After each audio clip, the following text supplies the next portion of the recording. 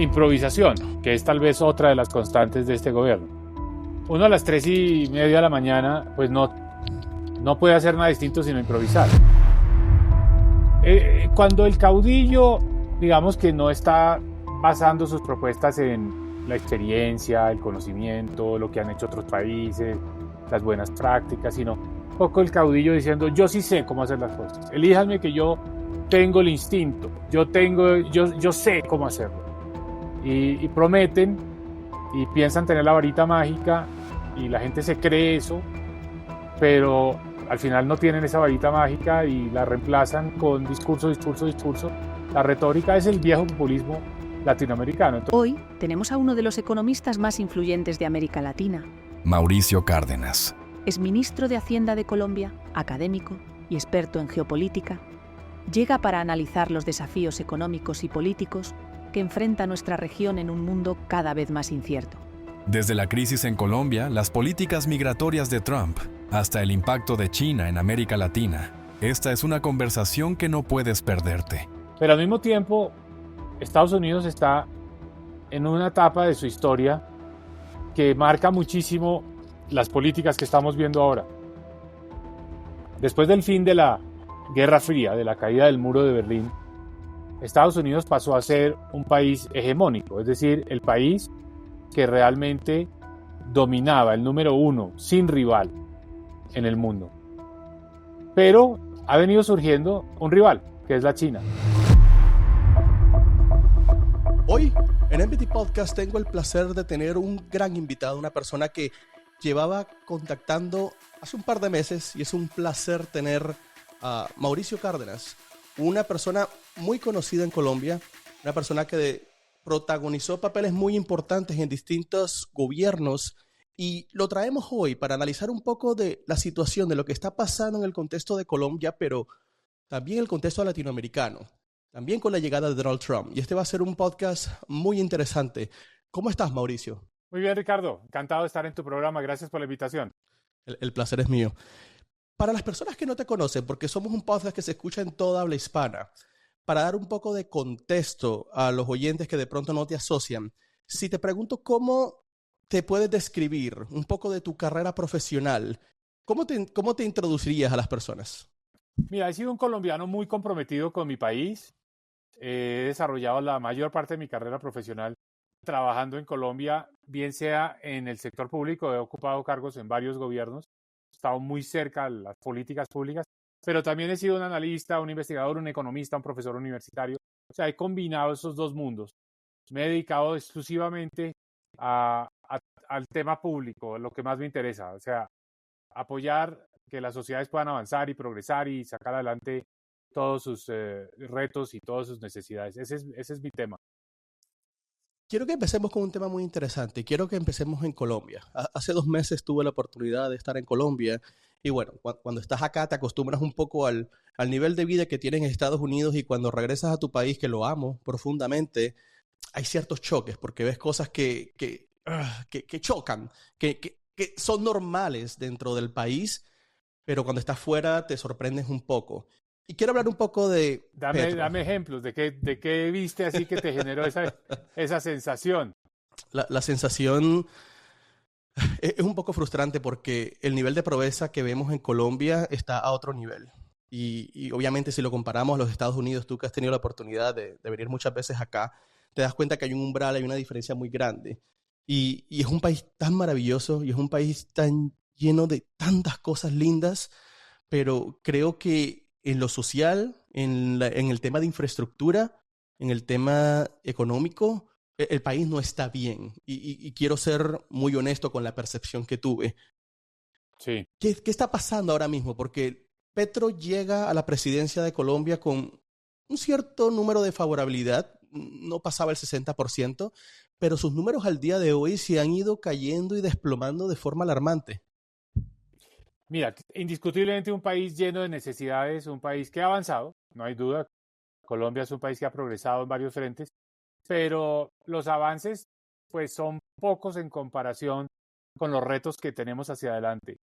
Y el país todavía tiene grandes dificultades, tú lo mencionas, el tema de la pobreza, el tema de la infraestructura, Hay un problema muy serio, en particular en las costas, en la costa Caribe, en la costa Pacífico, de agua potable. No hay suficiente agua potable. Hay muchas personas que no tienen acceso al agua potable. En fin, muchos problemas. Se eligió en el 2022 un gobierno que prometió resolver esos problemas, en parte con una estrategia de prácticamente reinventar todo, patear la mesa y arrancar de cero, cuestionando lo que había sido la historia de Colombia, digamos, en los últimos años. Pero la verdad es que hoy, 3 años después de ese gobierno, lo que ha generado es todavía más frustración, porque no ha habido resultados. Ha sido un gobierno muy populista, muy basado en la retórica, en el discurso, en la polémica. Anoche mismo lo vimos en un Consejo de Ministros que se transmitió en directo por televisión, que fue un espectáculo. Honestamente fue un espectáculo mediático, no fue lo que una persona espera de un gobierno, que es que le den cuentas, que le digan qué resultados hubo y si no hubo resultados, que le den por lo menos una explicación. No. Entonces, ¿qué pasa? Sí, estamos en un momento en el que hubo un gobierno que generó cierta ilusión de cambio y de renovación, de costumbres políticas, de generar más preocupación por los problemas de la exclusión social, pero que 3 años después lo que ha generado es más frustraciones porque no ha sido capaz de cumplir con los resultados. Y siempre busca culpables, o sea, siempre está buscando a alguien a quien echarle la culpa de por qué las cosas no han salido bien. Y esa ¿Tú búsqueda crees que permanente de hubo, culpables, pues al final a la gente la deja siempre con un desazón. crees que hubo un tema de promesas falsas? Claro, cuando el caudillo, digamos que no está basando sus propuestas en la experiencia, el conocimiento, lo que han hecho otros países, las buenas prácticas, sino un poco el caudillo diciendo, yo sí sé cómo hacer las cosas, elíjanme que yo tengo el instinto, yo sé cómo hacerlo. Y prometen y piensan tener la varita mágica y la gente se cree eso, pero al final no tienen esa varita mágica y la reemplazan con discurso, discurso, discurso. La retórica es el viejo populismo latinoamericano. Entonces, pues estas son reediciones de ese populismo latinoamericano que al final del día, pues lo que generan es una gran frustración. Y una preocupación que yo tengo es que esos populismos a veces vienen de la izquierda, otras veces vienen de la derecha. Entonces es muy fácil pasar del populismo de izquierda al populismo de derecha y nos vamos a quedar en ese vaivén sin que realmente enfrentemos los problemas. O sea, gobiernos que se dedican a dilatar, a polemizar, a polarizar, pero no se dedican realmente a hacer la gestión que se necesita. Eso puede estar pasando en América Latina y puede pasar en Colombia. Es un problema general que está pasando en todo el continente, ¿ah? Sí. Porque creo que logramos identificar ciertos bandos. Tristemente, empezamos a identificar a Colombia en un bando de izquierda, junto a México, junto a Venezuela, junto a Brasil, y vemos otro bando que se está yendo hasta el extremo, que lo vemos con Argentina, y lo vemos con Guatemala, y lo vemos con Estados Unidos. Entonces se están formando como ciertas coaliciones dentro del país dentro del continente, que hacen que haya más división. Es la famosa llamada batalla cultural. Sí, Y están pasando muchas cosas muy interesantes que vamos a ir analizando. sí. Quiero preguntarte un poco acerca de Petro, porque hay muchas preguntas acerca de él. Para las personas que están en otros países, Petro hizo parte de un grupo guerrillero que fue un movimiento que tuvo una trascendencia importante y, y que fue una persona que enlistó armas y que estaba dirigiendo un país. Desde tu perspectiva académica y por tu experiencia, ¿cómo lo ves? ¿Colombia es un país que tiene memoria corta? Sí, yo creo que el pasado de Gustavo Petro como guerrillero, miembro del M-19, no es el problema, honestamente. Yo creo que el problema es que es un tipo de persona que no está preparada. Y no está preparada porque, pues, no, no conoce los temas, no tiene el método, el rigor. Es un político que sirve para la controversia, para la polémica, para la provocación, muy hábil en el discurso, pero que su formación, su manera de ser, incluso su personalidad, no Ujú. le ayuda a la hora de gobernar.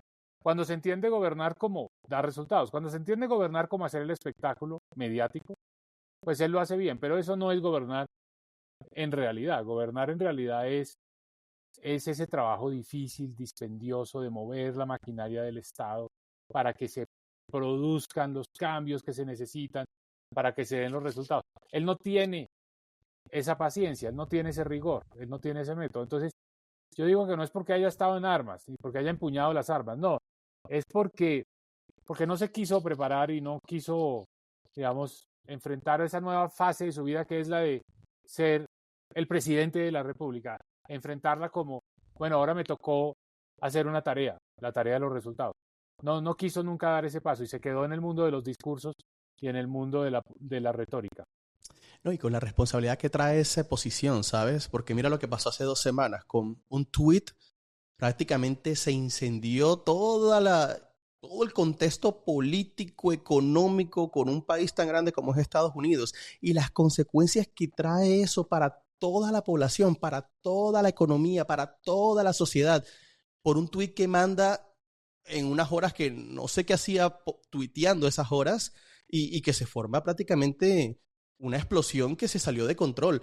¿Cuál es tu percepción acerca de esa guerra que se arma junto a Donald Trump, donde Donald Trump tiene una posición muy clara y donde el presidente Gustavo Petro cambia de opinión en menos de 24 horas? Porque no sé si esperaba esa respuesta tan contundente por parte del gobierno de los Estados Unidos.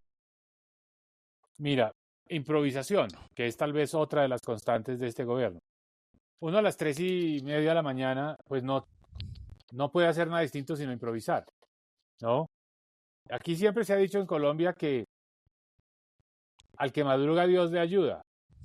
Y como que la suerte se reparte a las 5 de la mañana. Y por eso todos arrancamos muy temprano. Y es más, hay gente que no le gusta hacer la cola para esperar la suerte y se levanta a las 4 de la mañana. Pero a las 3 de la mañana quiere decir que probablemente no durmió y que pasó derecho. Y en ese momento, pues el presidente manda un trino, creo que muy poco reflexivo. Y un trino que, si hubiera leído más el contexto de la primera semana de Donald Trump en la Casa Blanca, pues habría pensado, esto puede resultar en una gran provocación. Y una gran provocación a Trump, que estaba posicionándose como una persona que va a utilizar como herramienta de negociación la intimidación, la amenaza, para después sentarse a negociar. Provocar a un líder que necesita ganar credibilidad y que necesita mostrarse que sí, que sus amenazas son en serio, es totalmente innecesario. Eso fue lo que hizo Petro. Provocar a Trump para que Trump a través de Colombia le dijera al mundo, yo voy en serio, yo pienso subir los aranceles. Las cosas se hacen como yo digo o no. Y Petro pues quedó, pienso yo, muy mal porque quedó como un presidente que en menos de 24 horas le tocó comerse todas sus palabras. Ahora, él considera que su causa era válida, defender a que los deportados de Estados Unidos regresaran en condiciones, digamos, desde el punto de vista humanitario, dignas. Y ese es un buen punto, sí, tienen que venir dignamente. Pero eso no requería una reacción de que a Colombia le iban a poner aranceles y le iban a bloquear su financiamiento. Eso se puede resolver por el canal diplomático y se puede plantear el punto, pero no necesariamente provocar la ira de Donald Trump de lo que pasó ese día. Entonces Colombia quedó como el país que sirvió de chivo expiatorio para darle al mundo la señal de que Trump, cuando habla de que va a poner aranceles y que quiere disciplinar a los países, va en serio. Y sobre todo la relación que tiene Colombia con Estados Unidos, que siempre ha sido el mejor aliado de parte de Sudamérica. Colombia ha sido el mejor aliado que ha tenido Estados Unidos en las últimas décadas. Y es una realidad.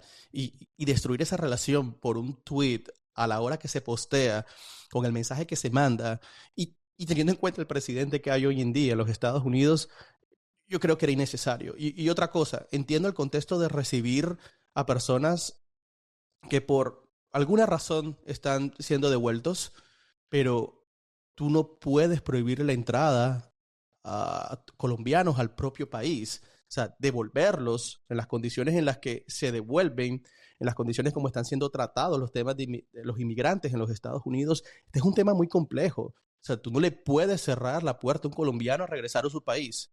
No se le puede cerrar. Y creo que faltó empatía y y faltó contexto en todo lo que estaba sucediendo en ese momento. Ahora, quiero hacerte una pregunta muy puntual, porque Donald Trump ha llegado hace 2 semanas imponiendo y priorizando Estados Unidos. Esa es la prioridad. Y muchas personas dentro de Colombia y dentro de España y dentro de Argentina, muchos no entienden por qué fue elegido otra vez, porque se ha caracterizado a Donald Trump. Pero cuando tú vives acá en los Estados Unidos, entiendes un poco el contexto de qué es lo que está sucediendo socialmente, políticamente, económicamente, porque aquí las elecciones se manejan con el bolsillo, en el sentido de que la economía es muy importante en los Estados Unidos, y si la economía no está bien, la gente no está feliz. ¿Cuál es tu percepción con la llegada de Donald Trump al poder? Mira, hay muchas lecturas posibles, pero lo primero que hay que decir es que hay descontento en los Estados Unidos. Y el presidente Trump, pues, luego logró canalizar ese descontento hacia él. Hay descontento o había descontento en materia económica, especialmente con el problema de la inflación. Hay descontento con el problema de la inmigración. Y yo diría que esos 2 elementos él los pudo capitalizar. Pero al mismo tiempo, Estados Unidos está en una etapa de su historia que marca muchísimo las políticas que estamos viendo ahora. Después del fin de la Guerra Fría, de la caída del muro de Berlín, Estados Unidos pasó a ser un país hegemónico, es decir, el país que realmente dominaba, el número 1, sin rival en el mundo. Pero ha venido surgiendo un rival, que es la China. Y Estados Unidos está pasando de ese modelo hegemónico a un modelo donde tiene que compartir el poder con otro país con el que rivaliza. Y esa rivalidad con la China está por todas partes, no es exclusiva de los republicanos, también está en los demócratas, los mismos aranceles que puso Trump a los productos chinos los mantuvo Biden. Entonces, Estados Unidos está entrando en esa fase. Y en esa fase de rivalizar con la China, se vuelve un menos atractivo socio para el mundo. Cuando Estados Unidos fue hegemónico, era un muy buen ciudadano. Apoyaba la Organización Mundial de la Salud, la Organización Internacional del Trabajo, la Organización Mundial del Comercio, las reglas de juego del multilateralismo. En fin, un buen ciudadano. Pero ahora en la rivalidad con China, considera que todo aquello donde China está interviniendo, ejemplo América Latina, pues se convierte en un foco de batalla. Entonces hay batalla contra México, en muy buena parte porque México tiene hoy un comercio con China y algunos de los productos que vienen de China a México acaban en Estados Unidos, porque el fentanilo llega de China a México. Entonces, pero en el fondo es una guerra y es una batalla con China. O sea, el problema de la China está detrás de todo lo que está pasando hoy con Donald Trump. Entonces, mi conclusión es, sí hay unos problemas como la inflación, como los inmigrantes, en fin, que son los que le ayudaron a elegirse. Pero detrás en la agenda hay algo mucho más importante que es mantener la hegemonía de Estados Unidos y luchar contra la China. Y para luchar contra la China se hace o directamente con los aranceles a la China, en fin, o indirectamente reduciendo la influencia de China en otros países. Yo creo que esa va a ser la constante de la relación de Trump con América Latina. No porque América Latina en sí misma sea importante, sino porque en América Latina China le está ganando a Estados Unidos en influencia. Y Trump está decidido a acabar con eso. Hay un expansionismo muy importante de China en toda Latinoamérica, especialmente en México. En México está construyendo plantas de construcción de automóviles eléctricos, está construyendo plantas de energía, está construyendo muchos proyectos de la mano del gobierno mexicano. Y esto lo está haciendo prácticamente en casi todas las regiones del sur del continente. Y ese es un miedo muy latente que hay en Estados Unidos. Porque en Estados Unidos yo tengo la percepción, yo tengo 8 años en este país, hay una demonización con respecto a China. Todo lo que viene de China es lo peor, es miedo, es invasión. Ahora lo estamos viendo con la guerra de la tecnología, la guerra de la inteligencia artificial, que va a jugar un rol importantísimo en el desarrollo económico de los países. Y China está tratando de pegar duro, y yo quiero dar un contexto importante porque yo sé mucho de tecnología y sé mucho de inteligencia artificial. El desarrollo que está haciendo China a nivel de inteligencia artificial es mucho mayor que el que está haciendo Estados Unidos. Lo que pasa es que aquí tenemos una percepción muy nublada porque vivimos en este entorno donde en Occidente vemos lo que nos muestran, pero China está haciendo un desarrollo muy importante en el área de desarrollo de inteligencia artificial. Y esta va a ser una guerra tecnológica fuerte. No importa los vetos que haga Estados Unidos, China está adquiriendo los productos y los adquiere por medio de Indonesia. Por medio de Indonesia, ellos compran productos en el mercado negro y todos los chips de Nvidia los llegan porque tienen un veto por parte del gobierno de los Estados Unidos con respecto a la adquisición de chips de tecnología. Entonces, Sí. hay una guerra en todos los frentes. Y yo creo que Donald Trump lo que trata de hacer es proteger al país, porque entiende que Estados Unidos en los últimos años ha dado mucho y recibe poco por parte de la comunidad internacional. ¿Cómo es tu percepción acerca de ese tema? ¿Es un tema válido el tener ese egoísmo o ese centralismo o prácticamente centrar todos los esfuerzos en la comunidad local de lo que son los americanos y prácticamente cerrar las puertas a todos los posibles socios que puede tener Estados Unidos? Mira, pues nosotros como latinoamericanos siempre vamos a abogar por Estados Unidos, que no sea el país que quiere ser el centro y tener toda, digamos, dominar la economía global, sino que sea un país pues que realmente respeta reglas de juego, es consciente de que el desarrollo de toda la humanidad requiere de que haya avances en todos los países, es decir, que no trata de monopolizar el progreso. O sea, esa afirmación o esa tesis de que Estados Unidos que si es bueno para Estados Unidos va a ser bueno para todo el mundo y que entonces esa es la forma en la que vamos a progresar más rápidamente, pues yo creo que hay que verla con un grano de sal, porque al final del día, pues es necesario ser solidario, es necesario tener cooperación, es necesario ayudar a otros países, ¿no? Entonces, me parece que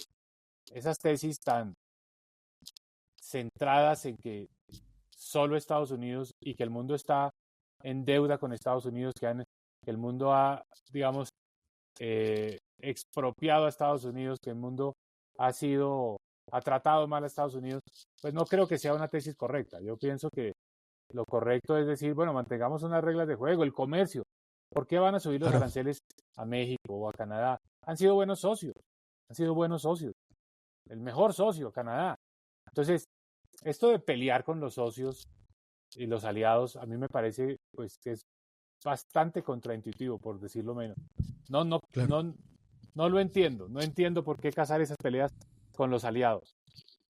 No, y sobre todo es culpar a otros países de los problemas internos que pasan en los Estados Unidos. Por ejemplo, el tema del fentanilo y la culpa de la importación de México de fentanilo a los Estados Unidos. Esto no es un tema nuevo, es que no se trata del fentanilo, es que en Estados Unidos hay un problema social de consumo de droga que no se ha sabido manejar y que esto es un tema puramente educativo. O sea, aquí el consumo de drogas es una cosa impresionantemente fuera de control. Sí. Y es un tema muy preocupante. Y la forma como Estados Unidos ha combatido ese problema de las drogas ha sido la manera errónea. O sea, yo te lo pongo de este contexto y no sé si tú estás de acuerdo conmigo, pero si el consumo desaparece, que eso nunca va a pasar, pero si el consumo disminuye, va a haber, la oferta va a ser complicada, o sea, porque no va a haber muchas personas consumiendo drogas. El tema de consumo de estupefacientes en los Estados Unidos está fuera de control. Y creo que no es un tema de cuánta droga llega de afuera, no, es un tema de que aquí no se ha educado a las personas con respecto a ese tema. Y aquí el consumo de drogas es muy abierto y es un tema de educación y es un tema social que afecta toda la cultura. Pero culpabilizar a que, hombre, los otros países, por supuesto, entienden que hay un mercado. Ellos no van a dejar de aprovechar esa oportunidad que hay. Es un mercado que deja muchas ganancias, pero que eso se podría detener si el consumo de la droga en los Estados Unidos disminuye. Que por ahora te digo, honestamente, eso no va a pasar. No sé cuál es tu percepción. Mira, este problema es viejo y Claro, la guerra contra las drogas empezó por allá en los años 70 del siglo pasado. ¿Y de dónde estamos hoy? Pues en un país que el consumo ha aumentado, no ha disminuido. Puede haber también evolucionado, ¿no? De diferentes formas. Ahora, como comentábamos, pues el fentanilo y Colombia vivió muchos años esa relación y esa tensión, porque Colombia, pues, es el productor más importante de cocaína del mundo y ha sido siempre como el país problema, el país donde hay que liberar la guerra, hay que erradicar, hay que fumigar. El país siempre estaba en deuda con Estados Unidos en su lucha contra las drogas. Venían las evaluaciones, que si Colombia está certificado o no, pero muy pocas veces Estados Unidos hace la mirada autocrítica. Es decir, bueno, hay producción, hay oferta, pero si hay oferta de cocaína es porque hay demanda. claro, por supuesto. Y esa demanda de dónde surge y cómo vamos a tratar de reducir esa demanda.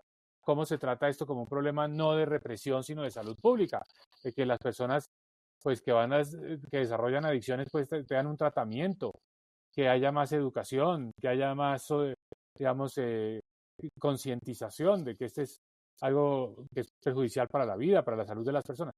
Ha faltado más ese espíritu autocrítico en los Estados Unidos, buscando siempre pues el culpable, ¿no? El culpable está por fuera de las fronteras. Hoy el culpable en el problema del fentanilo es México. Entonces, a ese culpable lo ponen contra la pared, diciéndole usted tiene que reforzar la protección de la frontera, mandar más militares a la frontera, 10.000 soldados van para la frontera, lo que pasó hace 2 días. Y tú me preguntarás, ¿si eso va a reducir el consumo de fentanilo en los Estados Unidos?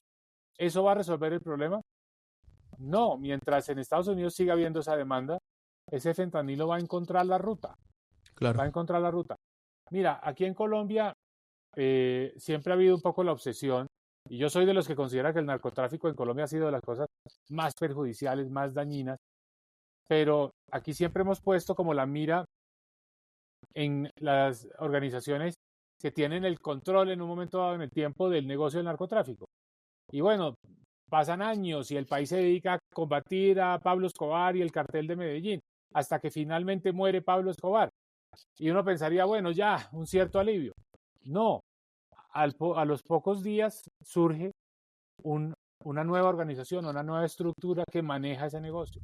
Se busca resolver ese problema, se busca combatir a esos otros carteles, se combaten, se destruyen y aparece después alguien más. O sea, esa oferta, en la medida que haya la demanda y que sea lucrativo ese negocio, va surgiendo. Lo que vemos es que cambian las cabezas, el negocio sigue siendo el mismo. Claro, mira lo que pasó con el Chapo, que era la persona que manejaba todo el Sí, tema de las drogas en México. sí. Está completamente aislado, está totalmente apartado del mundo en una cárcel en Nueva York y el negocio sigue funcionando. Y cuando cortan la cabeza de la serpiente aparece otra, porque mientras haya esa demanda del producto siempre va a haber alguien dispuesto a tomar el riesgo para poder suplir esa demanda. Y este es un tema muy interesante porque es uno de los temas más complejos que afronta Estados Unidos junto a los temas económicos, junto a los temas de migración y junto a lo que hablábamos con China. Ahora, quiero hacerte una pregunta muy personal y es, hemos visto lo que pasó en Venezuela y hemos visto cómo el gobierno de los Estados Unidos ha tenido un acercamiento con el gobierno de Nicolás Maduro y han llegado a un acuerdo de enviar los migrantes, incluso Venezuela ha ofrecido sus propios aviones para poderlos traer. Después de todo ese escándalo tan macabro que vimos, de cómo estos bandidos, porque es que no tengo palabras para poder describir lo que es el gobierno de Venezuela, se ha quedado en el poder. No importa el tema de elección popular, no importa, no hay forma de sacarlo. ¿Cómo ves ese acercamiento de Donald Trump con Nicolás Maduro y el gobierno de Venezuela? Porque creo que esto es una situación que se sale de control.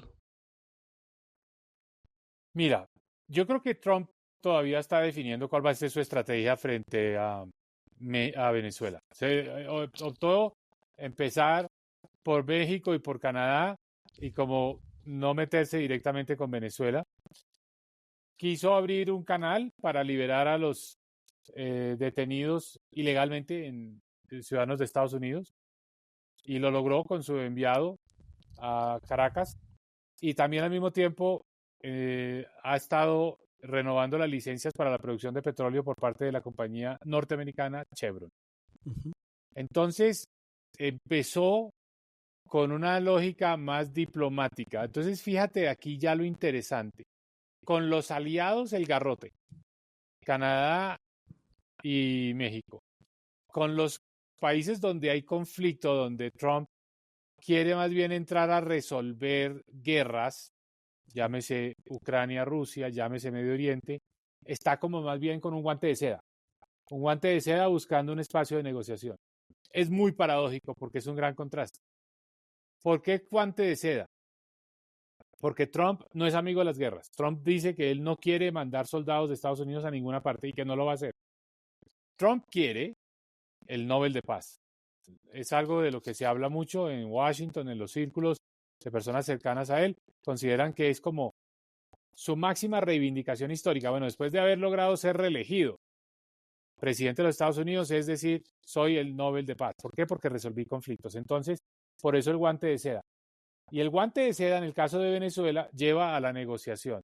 O sea, no vamos a ver a los Marines de Estados Unidos metidos en territorio venezolano haciendo una operación como la operación con la que dieron de baja a Osama Bin Laden. No va a pasar eso. Lo que va a haber es una negociación, lo cual es funcional, le sirve, beneficia a Maduro, que Maduro quiere ganar tiempo. Entonces, en el fondo no creo que los que estaban esperando un cambio rápido, súbito, abrupto de condiciones en Venezuela vayan a tenerlo. Va a ser un proceso más lento, producto de una negociación sobre las próximas elecciones, creo yo. Pero por ahora Estados Unidos tampoco va a reconocer a Venezuela. O sea, algo que dejó muy claro Marco Rubio es que la visita del enviado especial no era para nada señal de que se iba a reconocer al gobierno de Maduro. Pero tampoco hay una idea de que es que ya se va a apoyar militarmente a Edmundo González, a María Corina y a la oposición para que puedan hacer valer el resultado legítimo de las elecciones, que fue que ellos ganaron. Pero, Claro. pero Trump no lo va a imponer, no va a imponer ese resultado. Mira que acá en el sur de la Florida hay una comunidad grandísima de venezolanos y tengo la oportunidad de hablar con ellos. Y ellos tenían una percepción de que no, que ante todo esto que pasó, el gobierno de los Estados Unidos iba a mandar sus tropas para liberar el país. Yo le decía, pero ¿cuál es el punto de que Estados Unidos va a gastar recursos, va a poner en riesgo sus soldados por una lucha que no les pertenece? O sea, que es una lucha que no les pertenece. Y sé que el tema de Venezuela necesita de una fuerza internacional potente para poder cambiar lo que está pasando.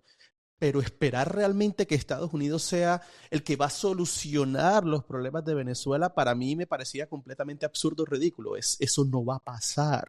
Eso no va a pasar. Estados Unidos tiene muchísimos problemas internos como para ponerse a entrar en una batalla, en una guerra con un país que sí, hace parte de la región, pero que no hay mucho en juego. Sé que Estados Unidos tiene... lo que tú dices, tiene alianzas comerciales con Chevron que explota petróleo en Venezuela, pero aparte de eso, no hay un plus. Mm. Y Quiero lo hacerte dijo una Trump, que no necesita el Claro. petróleo de Venezuela. Y es verdad, ya el petróleo de Venezuela es hoy insignificante, irrelevante para el mercado petrolero mundial e irrelevante para los Estados Unidos. Estados Unidos, primero, es autosuficiente. Trump lo que Sí. quiere es que aumente aún más la producción de petróleo en Estados Unidos.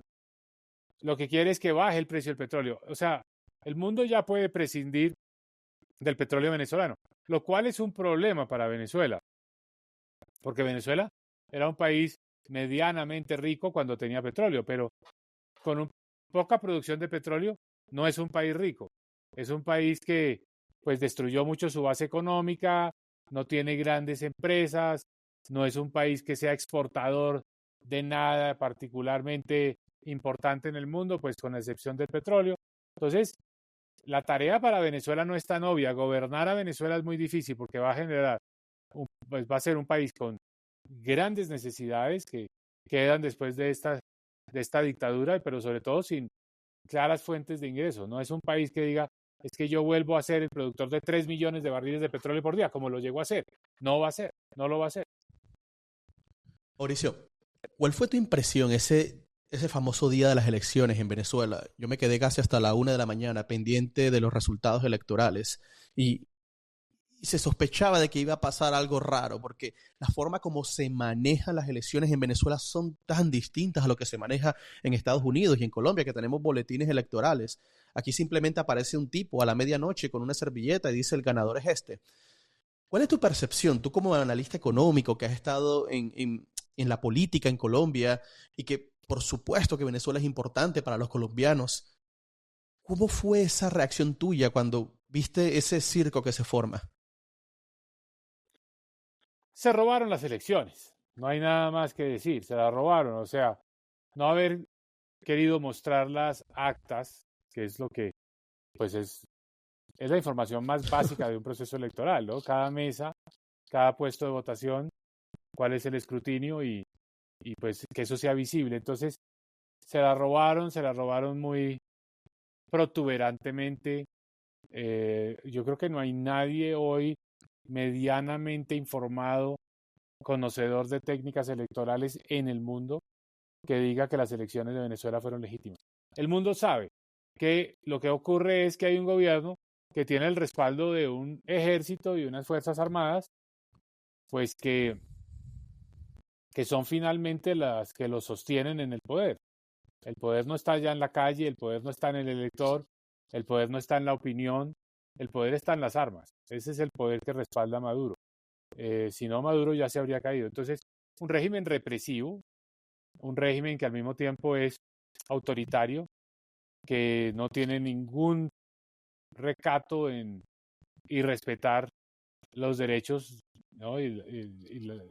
Las reglas de juego. Entonces, todo eso conduce a una dictadura. Lo que vivimos en Venezuela es una dictadura. Es un régimen autocrático con apoyo militar. Es lo único que lo sostiene. ¿Hay realmente una opción de cambio en Venezuela? Porque se hablaba mucho del famoso día en enero que iba a pasar algo y Edmundo González empezó a viajar en todo el continente. María Corina Machado movió o hizo una marcha que no tuvo mucho impacto. ¿Cómo es el futuro? Es un futuro que yo percibo un poco negro, ¿no? Sí, depende mucho también de Donald Trump. Yo pienso que Donald Trump sabe que el juego no es Venezuela, el juego es Rusia-China, ¿no? Rusia-China. En el momento que Maduro y el ejército venezolano tengan, no tengan el respaldo de Rusia y de China, su posición se debilita mucho, como se debilitó mucho la posición en Siria, ¿no? Es decir, el cambio de gobierno en Siria fue ante todo resultado del debilitamiento del apoyo del gobierno ruso. Entonces, yo creo que Trump va a preferir moverse por el lado de Rusia y de China. Y a China lo quiere sentar a la negociación a punta de aranceles. Y a Rusia a punta de sanciones económicas y debilitar la economía. Lo dijo directa y claramente Trump. Él lo que quiere es que baje el precio del petróleo, para que si baja el precio del petróleo, pues Rusia, la economía rusa se debilite y por lo tanto esté más dispuesta a negociar un acuerdo en Ucrania. El acuerdo en Ucrania, digamos que es algo que se va a venir y es el acuerdo de qué tanto gana Rusia en términos territoriales. Ya tiene a Crimea, entonces se va a anexar la región del Donbass o no, hasta dónde llegan las aspiraciones de Rusia desde el punto de vista de ampliación digamos, de su influencia en Ucrania y dónde para. Esa es la negociación. Ucrania pierde mucho, ¿eh? Pierde. Y porque en esa negociación también va a ir el tema de la OTAN, ¿no? Porque pues venía la idea de que Ucrania entre a la OTAN, pero puede ser que como parte de la negociación Ucrania no entre a la OTAN. Es un tema tan complejo, porque entiendo el acabar el conflicto, pero es que Rusia termina ganando mucho. Rusia termina saliéndose con la suya. Por supuesto que Rusia deja una imagen internacional bastante debilitada, porque teníamos una imagen de que el ejército ruso era un ejército fuerte y sólido, y que esto se iba a resolver en una semana, que le iba a tomar el control de Ucrania, y mira ya cuánto llevamos y realmente Rusia nunca pudo tener el control de Ucrania. Pero me parece tan injusto que ante todo lo que pasa, Ucrania tenga que ceder tanto en una negociación, y esa negociación se da básicamente porque Estados Unidos corta el apoyo a Ucrania para defenderse y lo deja en una posición en la que se expone mucho. Entonces es un tema tan complejo y lo vemos con lo que pasa en Venezuela, con la unión con Rusia, con la unión con China. Son tres ejes que se mueven ahí, que juegan un rol fundamental. Por supuesto, el rol de Venezuela en esto es mucho menor, es algo mucho más pequeño si lo comparamos con lo que está pasando con Rusia, lo que está pasando con China. Pero por supuesto que es un tema muy doloroso, ¿sabes? Un tema muy doloroso porque casualmente, como te decía, hace 2 meses que estaba en Colombia, estaba en la carretera, veía a los migrantes caminando en las montañas de Santander, subiendo esas cuestas y gente que saliendo del país, saliendo, huyendo. Son 8 millones de personas. Y todo lo que hizo el gobierno de Venezuela para impedir que esas personas votaran. Hubo un veto prácticamente a nivel internacional de votos. O sea, fue un robo tan descarado que ya uno termina hasta perdiendo la esperanza. Porque uno dice, ¿qué más se puede hacer para que esta situación no cambie? ¿Crees que la única solución sería que hubiera una rebelión por parte del ejército en Venezuela? No se va a dar porque el ejército al mismo tiempo es el gran ganador, porque es el que controla todo. Controla lo legal y lo ilegal, o sea, controla la economía, controla el narcotráfico, en fin. Son los generales del ejército venezolano al que al final del día les ha funcionado esta dictadura. Entonces tendría que ser una sublevación más de las bases, más de los Claro. coroneles o de los sargentos, en fin, de las bases, no del alto mando, porque el alto mando es el gran ganador del statu quo.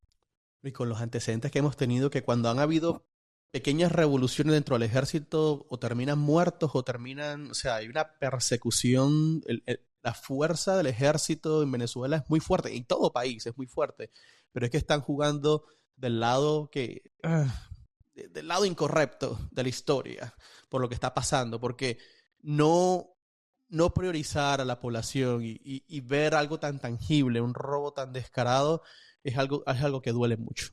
Y es un tema muy complejo. Mauricio, quiero que viajemos un poco hacia el sur, Sí, porque hemos visto el caso de Milei en Argentina. Argentina, un país con ideologías socialistas y de izquierda por décadas, un país que por primera vez, después de muchísimos años, da un cambio, da un giro en su forma de manejar la política y manejar la economía. Te quiero preguntar por Javier Milei. ¿Cuál es tu impresión acerca de los cambios que ha hecho? Porque había hecho unos cambios muy profundos que ha permitido hacer una reducción de la inflación a unos números impresionantes. Ha acabado con muchos ministerios y con muchas partes del gobierno que en su parecer no eran necesarias. ¿Cómo es el papel de Milei al día de hoy en Argentina?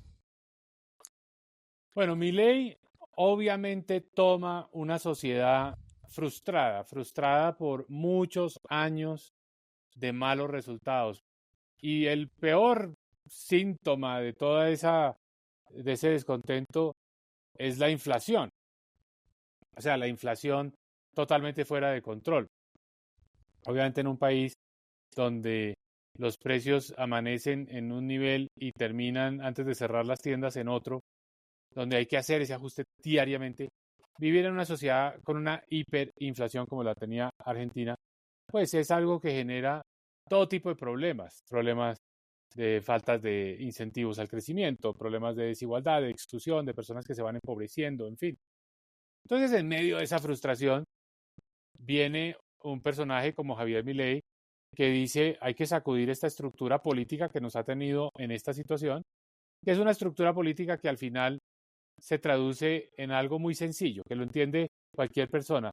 Una estructura política que gasta mucho gasto público, que no tiene suficientes ingresos y que lo que le falta hace emisión monetaria, imprime billetes. Y ese ejercicio de estar imprimiendo billetes para financiar al gobierno es lo que deriva en una inflación y en una hiperinflación como llegó a tener Argentina. Entonces, ¿qué dice Javier Milei? Lo primero que hay que hacer es acabar con el déficit fiscal. Entiende perfectamente que el origen del problema es el déficit fiscal, que hay que ir a financiarlo. Entonces, recorta el gasto público de una forma radical. Ahí él tiene un mérito enorme porque es que bajar el gasto público en la proporción que él hizo no es sencillo, porque es dejar de dar beneficios, dejar de emplear gente, es hacer cosas impopulares, cortarle Claro. el subsidio de los servicios públicos a la gente. Pero pienso yo que ha tenido un buen dividendo, porque la gente dice va a bajar la inflación y cuando se baje la inflación, pues el país va a estar en una situación económica mejor y la gente va a volver a invertir y el país va a volver a crecer, que es lo que se espera ocurra en este año 2025. Conclusión, tuvo el carácter, Milei, de decir, esto se resuelve acabando el déficit fiscal y por lo tanto luchando contra la clase política que se ha beneficiado de ese gasto público, porque ese gasto no está llegando a la gente, no le está llegando al ciudadano de a pie. Es un gasto que se queda como en las estructuras políticas, subsidios, relaciones políticas muy transaccionales, yo te doy esto, tú votas por mí. Y bueno, Milei llegó a acabar con todo eso y le ha funcionado. ¿Hay una guerra cultural en Argentina? Porque hemos visto este movimiento del woke, del wokismo, que ha ido creciendo y que en Estados Unidos ha tenido una influencia muy grande, y en Argentina también ha tenido una influencia bastante fuerte, y él es una persona que está completamente en desacuerdo con todos estos cambios progresistas. ¿Cuál es tu percepción acerca de este tema? A ver, yo pienso que hay como dos Javier Milei. Está el que está gobernando con estos temas que te comento, reducción del gasto público, se cerró el déficit fiscal, la desregulación de la economía, todo dentro de unos parámetros muy razonables y muy sensatos, pero cuando Milei sale a hablar fuera de Argentina no habla de eso, no está interesado en que miren el ajuste fiscal, la desregulación que hizo. No, Javier Milei ante el mundo, ante la galería global, lo que quiere es ser el líder indiscutible, el número uno del antiguoquismo. Así fue su discurso en Davos. O sea, no hablo de los ajustes fiscales de Argentina o las normas que están simplificando en Argentina, no. Habló fue de cómo el movimiento woke había significado un retroceso para la humanidad, cómo es costoso, cómo quita eficiencia, cómo quita buenos resultados económicos. Él quiere ser el líder y quiere tener de acompañante a Donald Trump, pero yo creo que él considera que desde el punto de vista conceptual e ideológico, él va adelante. De hecho, yo creo que él se identifica más con Elon Musk en ese sentido. Conclusión, Milei, el líder global del antiguoquismo, y así fue su discurso en Davos, cuestionando, por ejemplo, temas como todas las políticas de diversity, equity and inclusion, diversidad, equidad e inclusión, todo eso, o cuestionando, por ejemplo, el, los movimientos de personas, digamos, con orientaciones sexuales no binarias. Ese tipo de actitudes, por supuesto, son las que le dan lenguaje y le dan discurso a Javier Milei. Claro, es que es un tema muy complejo. Acá en Estados Unidos se ha visto un movimiento muy fuerte de parte del wokismo, y yo creo que Donald Trump ha salido a combatir con eso, acabando con el tema de yo me identifico como, eh, diciendo solamente hay dos géneros, masculino y femenino, y creo que esa es una batalla fuerte que se está haciendo por parte de ciertos gobiernos. Yo te voy a ser muy honesto. Yo estoy en contra de todo el movimiento del wokismo. Estoy completamente... No creo que nos traiga nada bueno como sociedad. Yo que tengo un hijo de 2 años y medio, no creo que esto es algo que nos pueda aportar como sociedad y poder avanzar. Creo que esto es un tema de retroceso, y por supuesto que ha habido mucha influencia de grandes industrias tratando de promover esto, pero es un tema muy complejo, es un tema bien delicado. A mí me parece que el wokismo llegó a un punto de inflexión, es decir, iba aumentando, y de repente, pues echó ya con la llegada de Donald Trump, pues evidentemente es, va a haber un ataque frontal. ¿Y por qué? Porque el wokismo se excedió. Sí, se extralimitó, se volvió algo que a la sociedad le quitó eh, eficiencia, buenos resultados. eh, empezó a generar más problemas que beneficios. Entonces, claro. pues yo creo que el, el mensaje es claro. El mensaje de Trump y parte de sus banderas por las que se eligió eh, tiene que ver con unas mayorías en la opinión que están pues completamente en contra del wokismo. Es que mira, te cuento algo, Mauricio, y esto es una percepción que he tenido.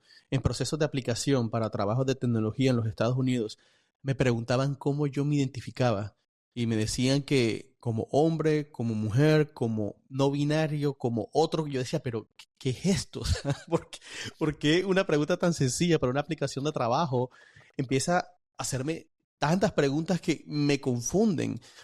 Tú te identificas como he, como she, como... come on. Vamos Sí, a poner un poco de sentido común. O sea, un poco de sentido común a lo que es nuestra biología natural. Y este es un tema, yo sé que es muy complejo, que es muy delicado, pero que como tú lo explicas, se ha pasado del límite. Creo que ha llegado a un extremo que no trae nada bueno. Y esto no sé qué va a pasar hacia futuro con esto, pero la forma como está siendo atacado muy frontalmente por ciertos países. Y Estados Unidos siempre ha sido un país que ha sido referencia a nivel mundial cuando termina tomando ciertas acciones. Entonces quiero ver qué va a pasar en Inglaterra, qué va a pasar en España, qué va a pasar en nuestro contexto latinoamericano. Quiero hablar del último tema, y es el tema de lo que está pasando en Centroamérica. Y sí. tenemos a un presidente, Bukele, que ha logrado lo que nunca se pensó que se pudiera hacer, y es transformar a nivel de seguridad un país que estaba en la lista de los países más peligrosos del mundo a uno de los más seguros del hemisferio occidental en cuestión de años. Y esto es algo que nunca habíamos visto un avance tan fuerte en una guerra tan frontal.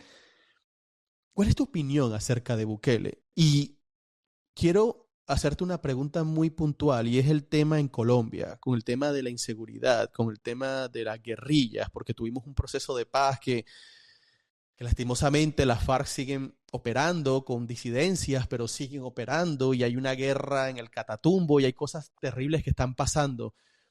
¿Puede ser el ejemplo Bukele aplicado a un país como Colombia?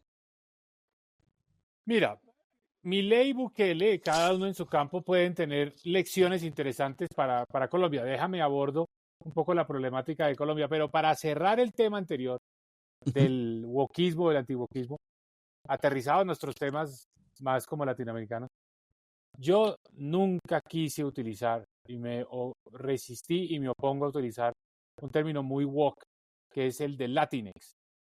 No compartía ese término porque tenemos o latinos o latinas, pero esto del Latinx y que entonces uno se tiene que presentar como Latinx porque es lo políticamente correcto, pues finalmente a la sociedad, la sociedad generó una reacción en contra de eso. Tanta corrección política que te deja inhabilitado para hablar porque no sabes si cualquier expresión que utilices va a ser ofensiva. Pues le quita a la sociedad la espontaneidad, la naturalidad y sobre todo le quita a la sociedad un poco una idea que yo creo que debemos defender, que es libertad. Porque al final del día, si uno dice, es que, ¿de dónde surgió el wokismo? Del movimiento de Black Lives Matter. O sea, Ujú. las vidas Negras importan. negras importan. No, todas las vidas importan. All lives matter. ¿No? Entonces el wokismo nos llevó un poco a un terreno donde hay unos sectores que tienen que ser más protegidos, que tienen que... En Colombia tenemos un problema gravísimo con eso. Tenemos un proceso que se llama consulta previa, que las comunidades indígenas y las comunidades afrodescendientes, las minorías étnicas, pueden, en una cosa que tenía la intención de opinar, dar sus puntos de vista de los proyectos de infraestructura, ahora los pueden vetar. Y eso ha generado un verdadero proceso de chantajes, donde los proyectos no se hacen porque hay unos grupos que están pidiéndole plata casi que de manera extorsiva a los inversionistas en infraestructura. Entonces, ese wokismo nos llevó por mal camino. Nayib Ne- Bukele Nayib Bukele tiene una guerra contra la criminalidad. Es cierto, porque El Salvador estaba con unas tasas de delincuencia muy altas, como las tuvo Colombia hace 30 años, pero Colombia hoy no está ahí. Digamos que El Salvador tenía 90 homicidios por 100.000 habitantes y ahora los bajó a un dígito.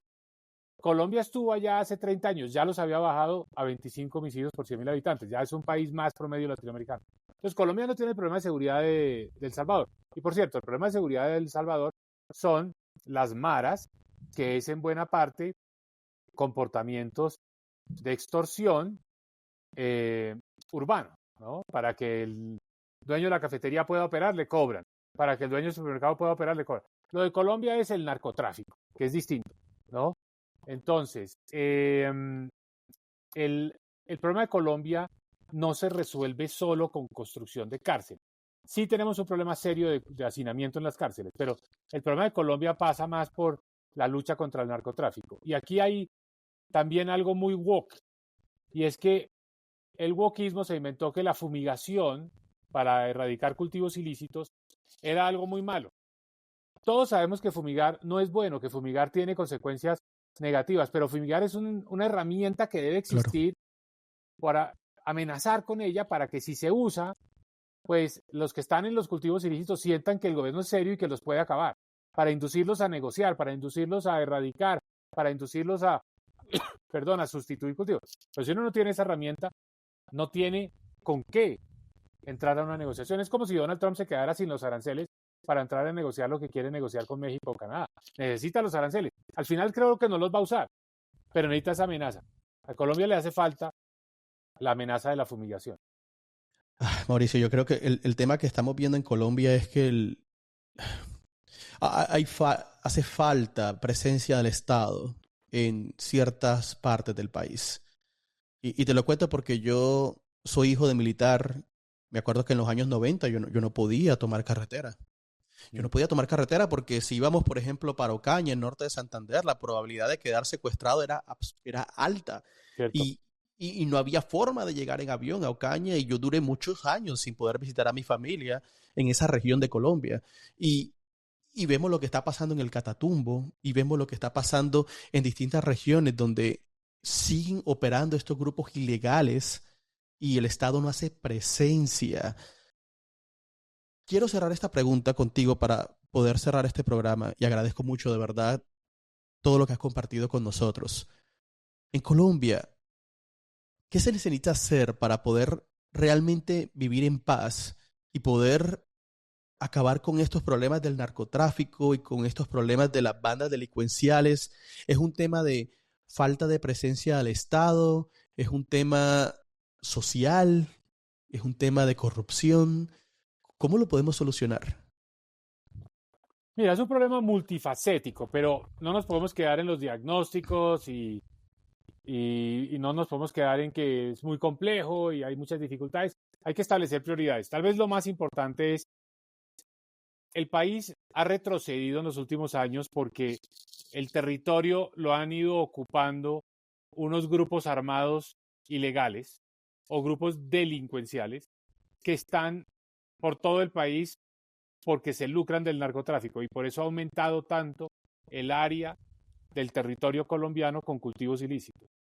Y eso no ocurrió por casualidad, eso fue deliberado porque el gobierno actual colombiano de Petro decidió hacer unas negociaciones de paz con todas las organizaciones ilegales en Colombia, 9 mesas. Y en cada una de esas mesas se dieron unas condiciones que le permitieron a esas organizaciones crecer, porque había o bien ceses al fuego, o salvoconductos para que se movieran, o simplemente porque el ejército se quedó cruzado de brazos porque no sabía a quién combatir. Y el ejército perdió la cúpula, sacaron a más de 300 generales. Entonces se quedó sin capacidad operativa, además de que le han quitado recursos. Por ejemplo, los recursos para la aviación militar se han reducido muchísimo en Colombia. No hay plata para los vuelos que se requieren para vigilar el territorio. Entonces, la delincuencia tomó el control del territorio. Ese es el problema número 1 de Colombia.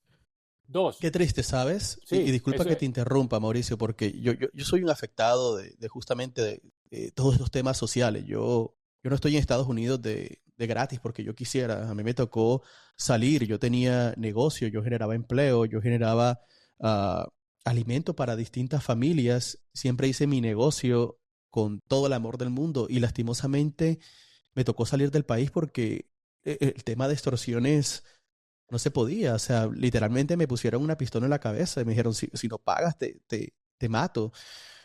Y qué triste, ¿sabes? Que gente joven, como mi caso, o tú que eres padre, que tienes hijas, ver que tus hijos te tengan que ir del país es muy doloroso, ¿sabes?